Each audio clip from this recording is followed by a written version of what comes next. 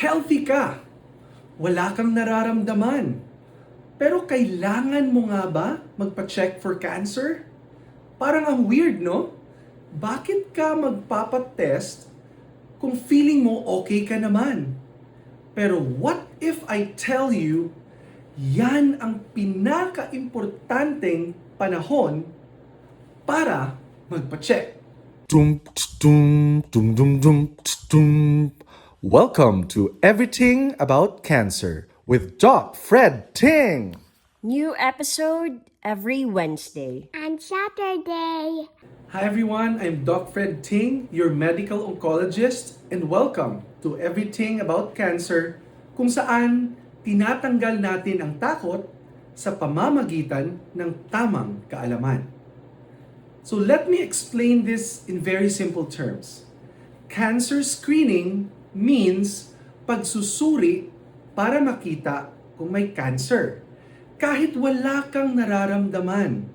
Yes, tama yan. Kahit healthy ka. Because here's the truth. Ang cancer, hindi laging nagbibigay ng sintomas agad. Minsan, tahimik lang siya. Lumalaki, kumakalat, habang feeling mo normal lang ang lahat. At kapag doon pa lang natin siya nakita, mas mahirap na ang laban.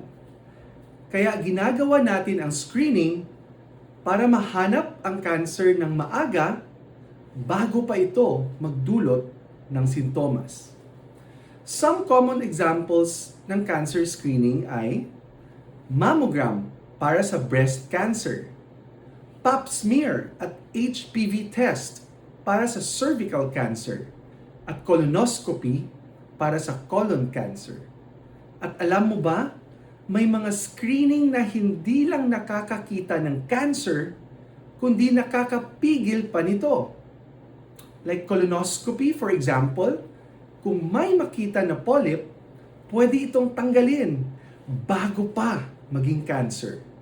That's how powerful screening is.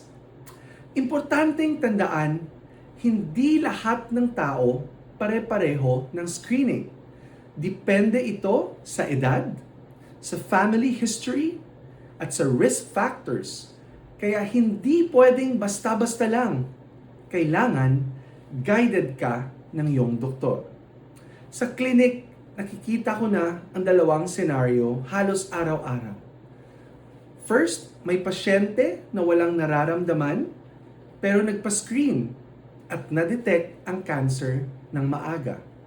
At ngayon, tapos na ang gamutan niya at okay na siya. Balik na sa trabaho, balik sa pagiging nanay, balik sa pagiging tatay, balik sa pagiging anak. Pero may iba, naghintay na lumala ang sintomas at doon, medyo challenging na ang treatment journey. So here's the very important message. Cancer screening is not for the sick. It's for the smart. Para ito sa alam kung para saan ang cancer screening. So do not wait for symptoms. Do not wait for fear. Take control of your health today. And always remember, let your faith be stronger than your fears, because cancer is not a death sentence and there is always hope. Thank you for watching Everything About Cancer with me, Doc Fred Ting. If you found this episode helpful, please like this video, share it with your family and friends, and subscribe to the channel so we can spread accurate and reliable information about cancer to more people. Don't forget to click the notification bell so you won't miss our upcoming episodes. And always remember, let your faith be stronger than your fears, because cancer is not a death sentence and there is always hope. Again, I'm Doc Fred Ting, and see you in the next episode of Everything About Cancer. Dum, dum, dum, dum, dum, dum. Welcome to Everything About Cancer with Doc Fred Ting. New episode every Wednesday. And Saturday.